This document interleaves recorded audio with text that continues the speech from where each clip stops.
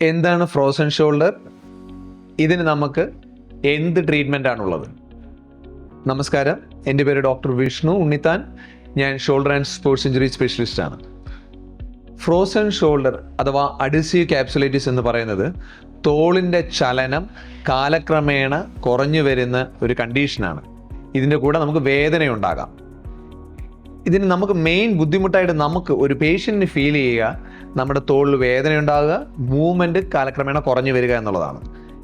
ഇതിൻ്റെ എന്തൊക്കെ കാരണങ്ങളാൽ ഫ്രോസൺ ഷോൾഡർ വരാം? നല്ലൊരു ശതമാനം ആൾക്കാർക്കും ഫ്രോസൺ ഷോൾഡർ വരാൻ പ്രത്യേക കാരണങ്ങളൊന്നും ഉണ്ടാകില്ല. നമ്മൾ ഒരു ഇൻസിഡൻ്റലായിട്ട് അത് വരാം.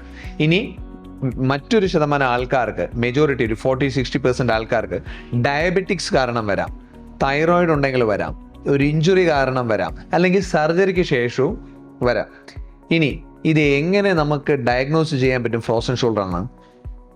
ഇത് പറയുന്നത് ഒരു ക്ലിനിക്കൽ ഡയഗ്നോസിസ് എന്നാണ്. അതായത് നമ്മൾ തോളിൻ്റെ മൂവ്മെൻറ്റ് ചെക്ക് ചെയ്ത് കഴിഞ്ഞാൽ നമുക്ക് സ്റ്റിഫ് ആണെന്നറിയാം, പക്ഷേ അതിൻ്റെ സ്ട്രെങ്ത് മെയിൻറ്റെയിൻഡ് ആയിരിക്കും.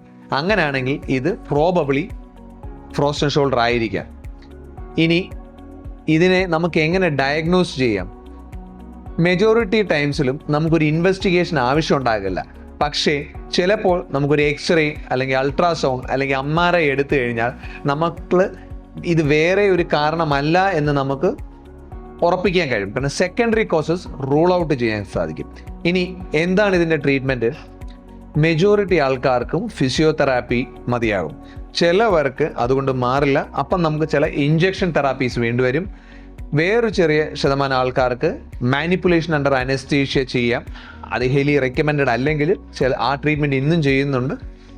പിന്നെ വളരെ ചെറിയൊരു പെർസെൻറ്റേജിന് ഒരു പക്ഷേ ഇതുകൊണ്ടൊന്നും മാറിയില്ലെങ്കിൽ നമുക്ക് സർജിക്കൽ ഓപ്ഷൻസ് വേണ്ടി വന്നേക്കാം. ഇനി എങ്ങനെ നമുക്ക് ഫ്രോസൺ ഷോൾഡർ പ്രിവെൻറ്റ് ചെയ്യാം? പ്രിവെൻറ്റ് ചെയ്യുന്നത് നമ്മൾ ഷോൾഡർ ഇഞ്ചുറി പ്രിവെൻറ്റ് ചെയ്യുക. ഷോൾഡറിൽ എന്തെങ്കിലും ഇഞ്ചുറി ഉണ്ടായാൽ ഒത്തിരി കാലം ഇമ്മൊബിലൈസ് ചെയ്യാതെ എയർലി റീഹാബിലിറ്റേഷൻ ചെയ്യുക. പിന്നെ സർജറി കഴിഞ്ഞാൽ ഫിസിയോതെറാപ്പിയും റീഹാബിലിറ്റേഷനും എയർലി സ്റ്റാർട്ട് ചെയ്യാം. ഇതൊക്കെയാണ് ഫ്രോസൺ ഷോൾഡറിനെ പറ്റി നമുക്കറിയേണ്ട ഇമ്പോർട്ടൻറ്റ് കാര്യങ്ങൾ. അതായത് നമ്മുടെ സിംറ്റംസ്, എക്സാമിനേഷൻ ഫൈൻഡിങ്സ്, ഇൻവെസ്റ്റിഗേഷൻസും ട്രീറ്റ്മെൻറ്റും. Thank U.